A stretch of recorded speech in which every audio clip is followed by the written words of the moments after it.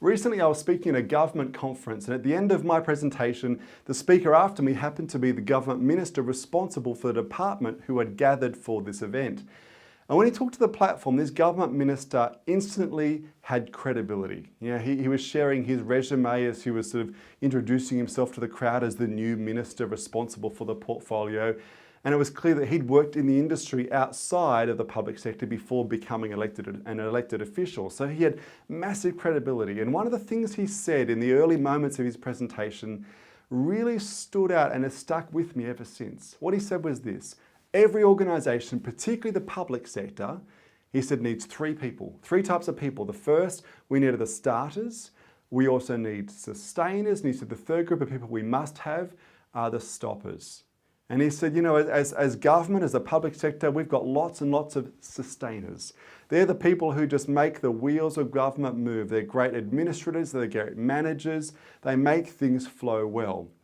He said, we're getting better at attracting starters. We're getting better at bringing people into the public sector who've got that innovative mindset, who try new things.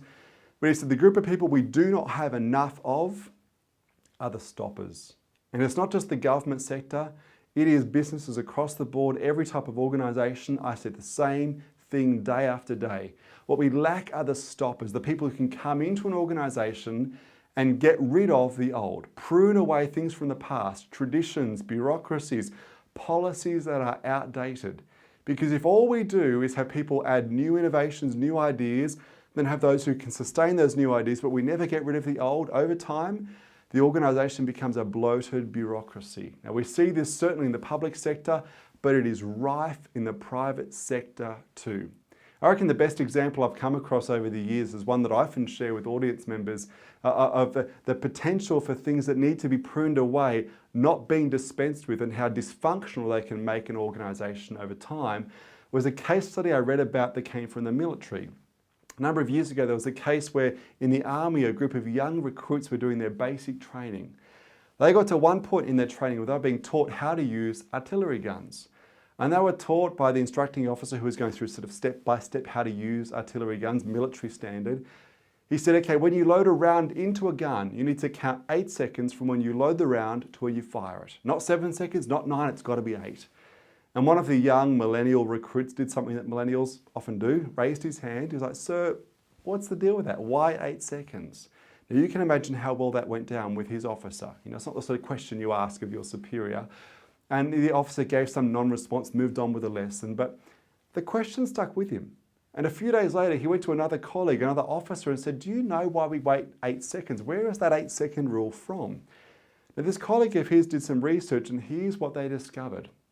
They discovered this rule went back to the mid-1800s, when we used to use horses to drag artillery guns to the front line of battle. And back in the 1800s, they figured out that it took on average 8 seconds to move the horses far enough back away from the guns so that when you fired the round, the horses wouldn't get freaked out by the noise. Now, we haven't used horses to drag artillery guns for a couple of decades now, but the rule had stuck. Even though it made no sense, it served no purpose, it had become one of those sacred cows. And see, what the military in that case needed was a stopper. Someone who could see a process, a practice that was outdated, outmoded, didn't make any sense, and dispense with it.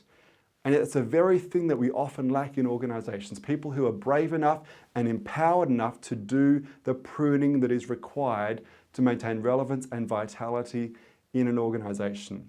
Now, you may well find that the people you need to come into an organisation to be those stoppers are those with fresh eyes, those who don't know how it's always been done. So when they see those things that are outdated, they instantly recognise them as being outdated. Now, the next thing is they've got to have the authority to then make the changes they see fit. How do you actively encourage people to be stoppers? But also it's about having an awareness of, I guess, some baseline expectations. For instance, how about this, the one in, one out? In other words, if you want to implement a new policy, a new procedure, the proviso is before you can implement a new policy or procedure, you need to dispense with one that's from the past.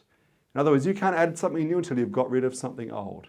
It is so vital we get better at encouraging stoppers. If we fail to do this, our organisations become bogged down and bloated bureaucracies, and we will become essentially prisoners of our past. Maintaining relevance and vitality is about making sure we don't just start new things, but we get really good at stopping old things too.